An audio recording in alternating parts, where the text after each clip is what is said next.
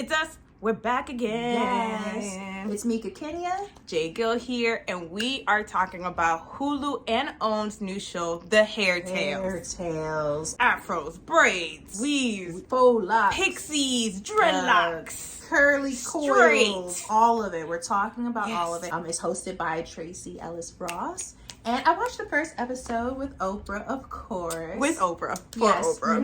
Mhm. I loved it. Of course. I loved it. I don't know if you got a chance to see it It's yet. on my to-do list, y'all. A lot of the things that they were talking about and touching on this hair journey, I really related to. And I didn't realize this was such a shared experience. Like, okay, we all Yes. go through this, but to see the community of Black women really talk about it in depth, it was like, wow, I feel seen. Yes. I feel seen, y'all. You are not alone in your hair journey. The first part of this journey we want to talk about is the hair and the community. The hair That and the community. Yes. How was your experience with your community? I feel like there's definitely a moment in our life where we realize that hair is a big deal. Hair is like your prize, it's your worth, your validation. I remember that moment because, when I was younger, my hair was really long, and I just remember between mom, grandma, and other family members being like, oh my gosh, Oh, God. your hair is so long, it's so beautiful, and you begin to tie that into like, oh, I'm special because Yes. my hair is long.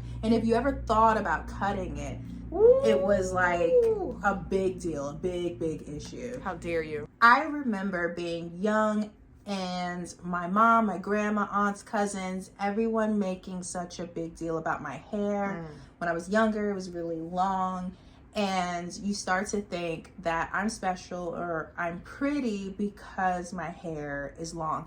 And not that I think that any of our family members meant for that to happen or maybe meant for us to feel that way. But I think it's just so ingrained in the culture that your hair is just your prize. So I remember at a very early age that my hair was a very defining feature about me. Amen to Yeah. that. What about you? Do you remember the Oh. moment hair was such a big deal to your family and you and your community?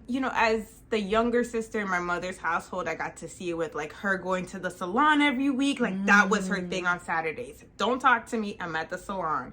And so the day that I went to the salon, it was like, oh, I have risen into my Yes. womanhood. It was like a graduation Yes, of sorts. it was a graduation of sorts. Not one that I would have wanted to be a part of, but nonetheless, she went, and then my older sister went, and she would come back with this beautiful, long, jet black hair, and people would be like, oh, you're so pretty. The same thing. Yeah. Oh, you're all of a sudden you're so pretty. Did she wear it naturally? No, curly this before? was like before she went to the salon. Yeah, as a child, right? It's like this look like you're not getting your hair done so it's time for you to be a woman. So it's okay.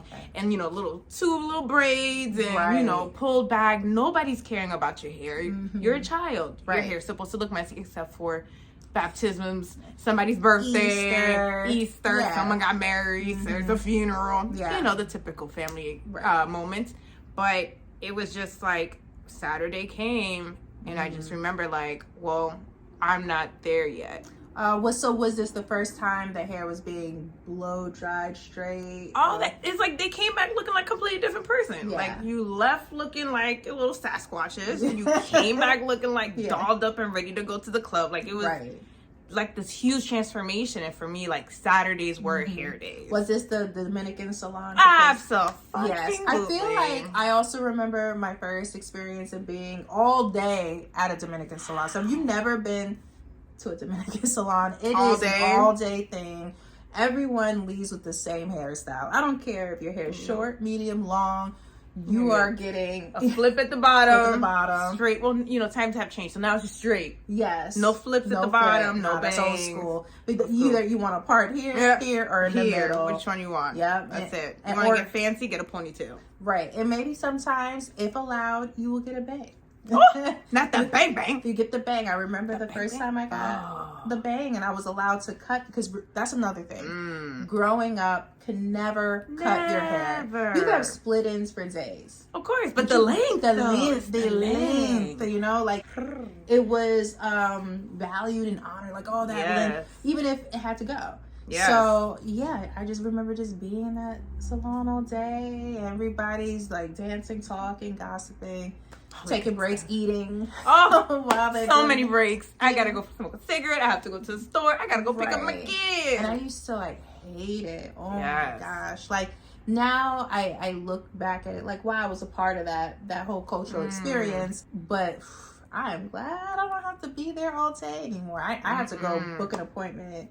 I need time. From Yeah. 9 to 12, it's you. Yeah. Thank you. Yeah. So it was just such a big deal. And like you said, it was, like, oh, I can't wait to experience that until you experience it. And then we'll talk about that in the next one. Shout out to the hair salon community. You are still valued. You are still valid. There are women that are still spending their 9 to 2 o'clock Saturday mornings at the hair salon. Bless y'all. See y'all somewhere else though. Yes. And I was just gonna also say, I don't know if this happened to you, but my grandma on my mom's side is from the South. So when she did hair, it was you take a hot comb, for on the stove, put the comb on the stove, put it through your hair. And the thing with my hair, the texture, we all have wonderful, beautiful, different types of textures. Mine, that was a lot to mine that's because a lot it of was heat, girl. because my hair is curly naturally, but it's fine. So when you put the hot comb through it, you are definitely cooking off some of the hair. It got straight. Oh, it was like laying on my face, like It with was the grease. dead? Is it dead? Well, I definitely smelled burnt I hair. hate that smell. But that's how, she grew up doing hair. Right. That's how she knew it. You want it straight, you got to put the comb through it very lightly. But oh my gosh, it was just like sticking to my face and very, very straight. But it was just part of like how hair was done for her. Passed She did it it for on my for mom like generations. that, and then here I was. But yeah, I remember that specifically. I went through different types of hair doing, hair applications. The hair journey. But I still look at it fondly, and I think you probably have some of that too. Hurts.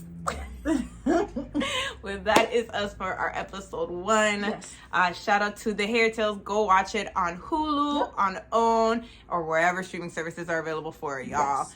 Until next time, I am Jay Gill. I'm Mika Kenya. Yeah. Bye.